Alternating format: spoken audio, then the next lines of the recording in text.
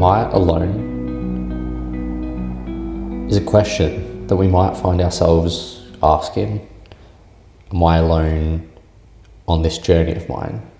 Am I alone on this hobby? Am I alone in life? Am I alone is something that we might bring up often when we start to struggle with things, or we start feeling like things aren't going our way. But are we actually alone? Do we just ask this question? Do we make ourselves feel like we're alone so that we can have someone to blame, that person being ourselves? If we say we're alone, it's easy for us to say that no one helped us on our journey. If we are alone, it's easy to say we had to do things by ourselves. Maybe we don't make this decision consciously. Maybe unconsciously, something could be trained into our brain to choose the path of being alone. Are we ever actually really alone? We often feel like we can't reach out. We can't talk to someone else about our struggles, our decisions, our purpose. We have such negative connotations around being alone, asking people if you're alone, seeking them out to not be alone. Are we alone are we okay? Are we getting through this struggle? I feel like that's really the topic of this week's conversation is, are we struggling, and do we know that we can actually share our burden? Many of us hold on to our burden. We feel like it's ours. We got into it. It's our mess. We're the ones that need to clean it up. We got into it. It's our journey. We're the ones that need to work on it.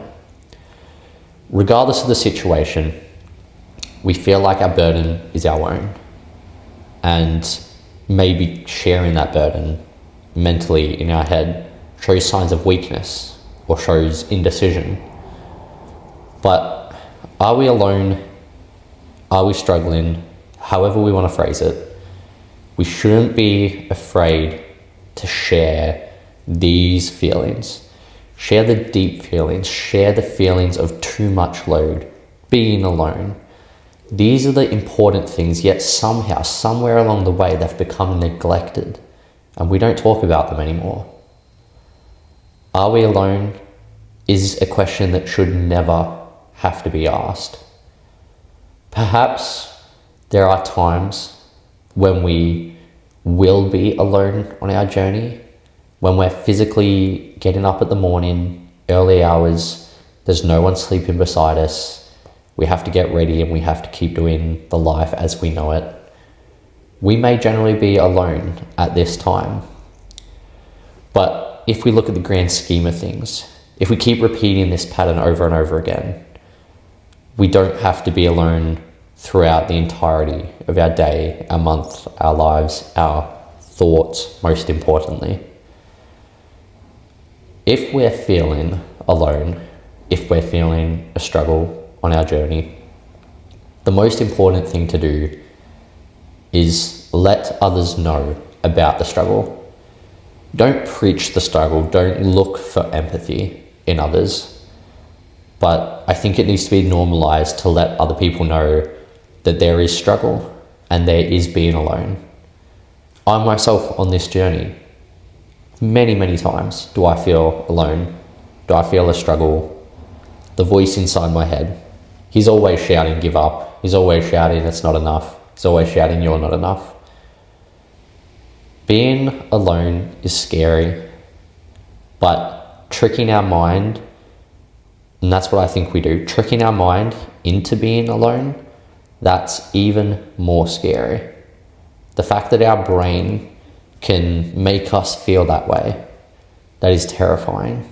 because we are never truly alone. Whether we like to or not, we have friends, we have family, we have support, we have community, we have services. Regardless of your situation, you are never alone. You need to rephrase the question of, are we alone, to be, am I okay? And if the answer is no, what do I need to be okay? Am I struggling? If the answer is yes, what do I need to be doing to make that struggle less?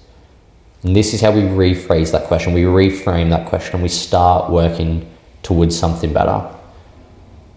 Are we alone is never a question we should have to ask, because we are never alone.